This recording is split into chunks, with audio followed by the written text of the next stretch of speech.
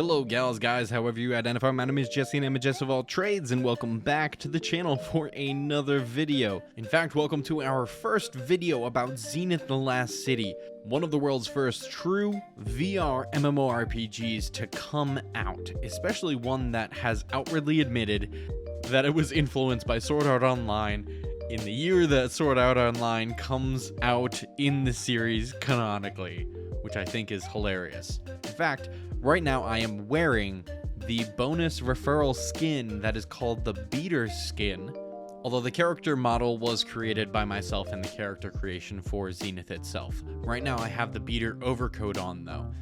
Although there are a couple of issues with obtaining these specialty skins.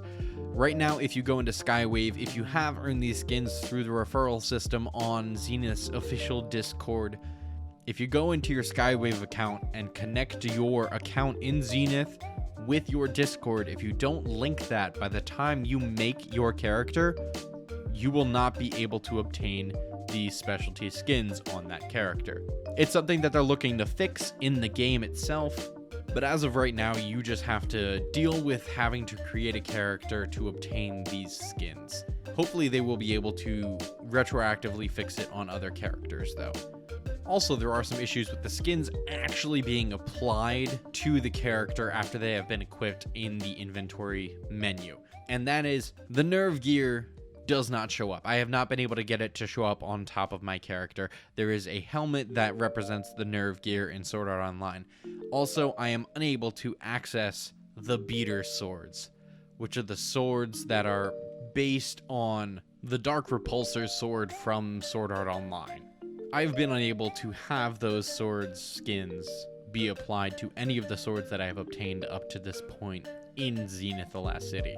Anyway, if you like this kind of content, there will be many more Zenith the Last City videos that are going to be coming out in the coming weeks. As I go and adventure through this world, I'm going to take you with me through some gameplay videos as well as some guides, or just going over some little Easter eggs that are in the game itself. But if you like this kind of content, go ahead down below, hit the like button, or if you want to see more of it and get notified when I post it, go ahead down, hit the subscribe button, hit the bell, and I hope to see you guys in the next video. Let's get started.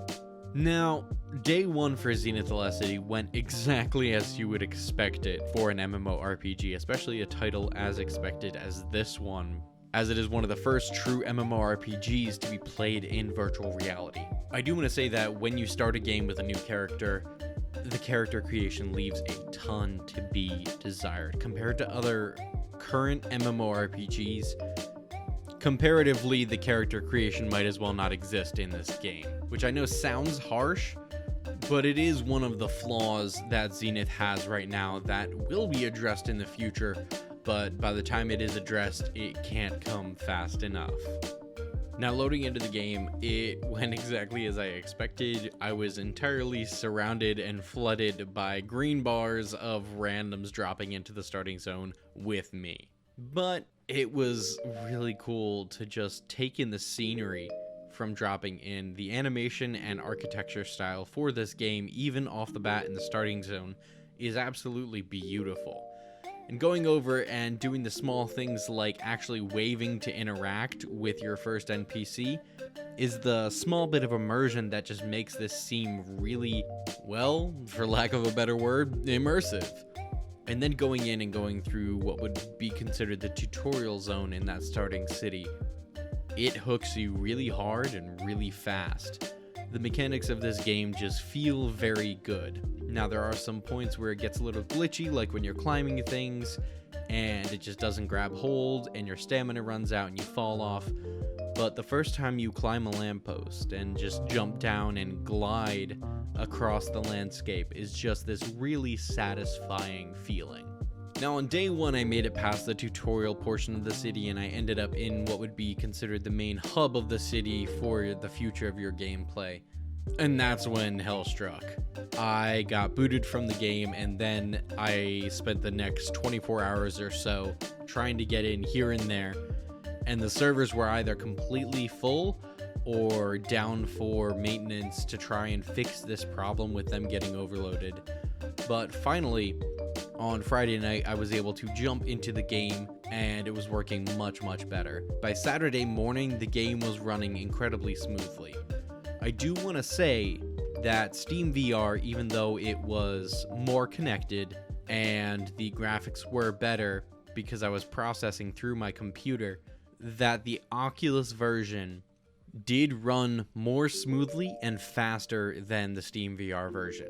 And that might just be my computer specs, but that was my experience.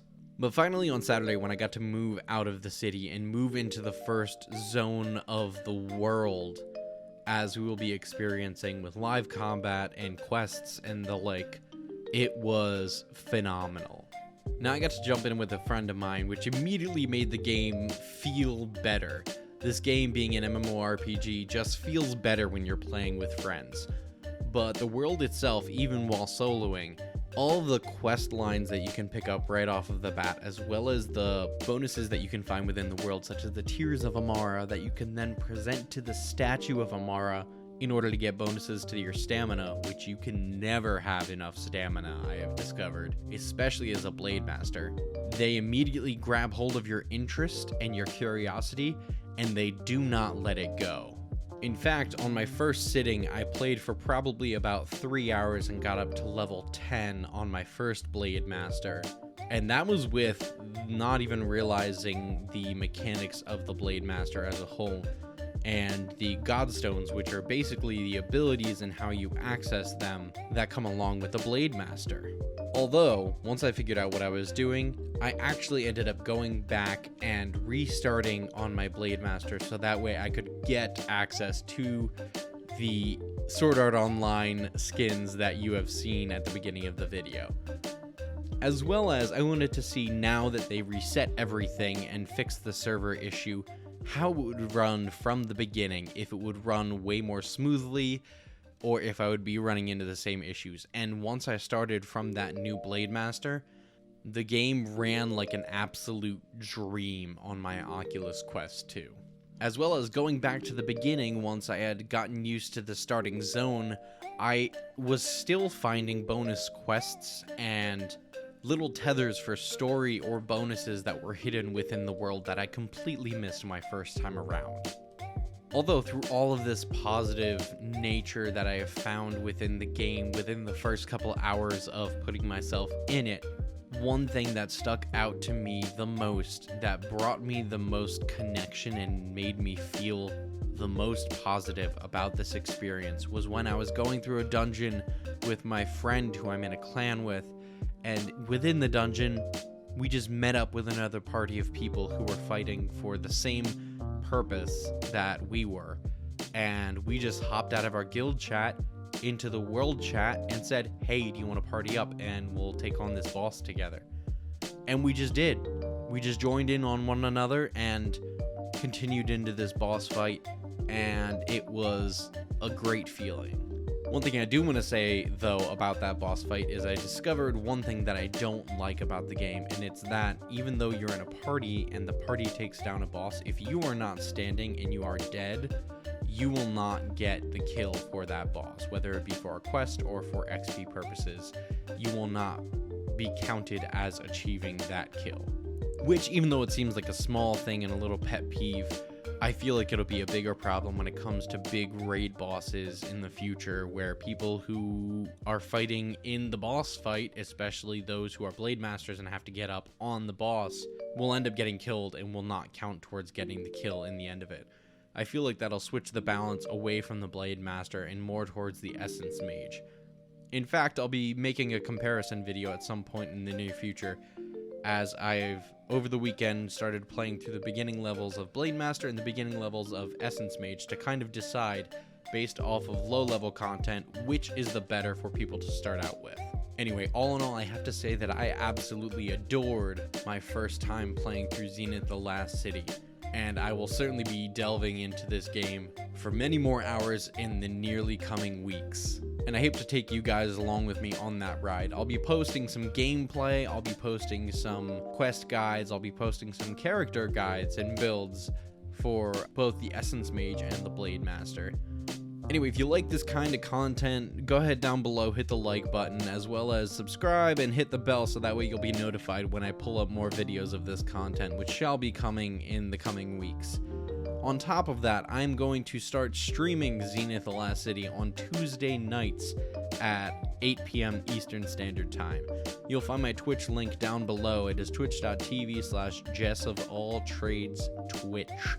So go ahead down to that description and hit follow on all of my socials, especially my Twitch, because I will be going live with Zenith: The Last City tonight, Tuesday, February 1st at 8 p.m. Eastern Standard Time. If you haven't gotten to play Zenith yet, after viewing this video, let me know what you are most excited about Zenith, or least excited about. And if you have gotten to play, tell me what your favorite or least favorite thing is from playing Zenith up until this point. Anyway, I'm going to leave y'all with this one thing.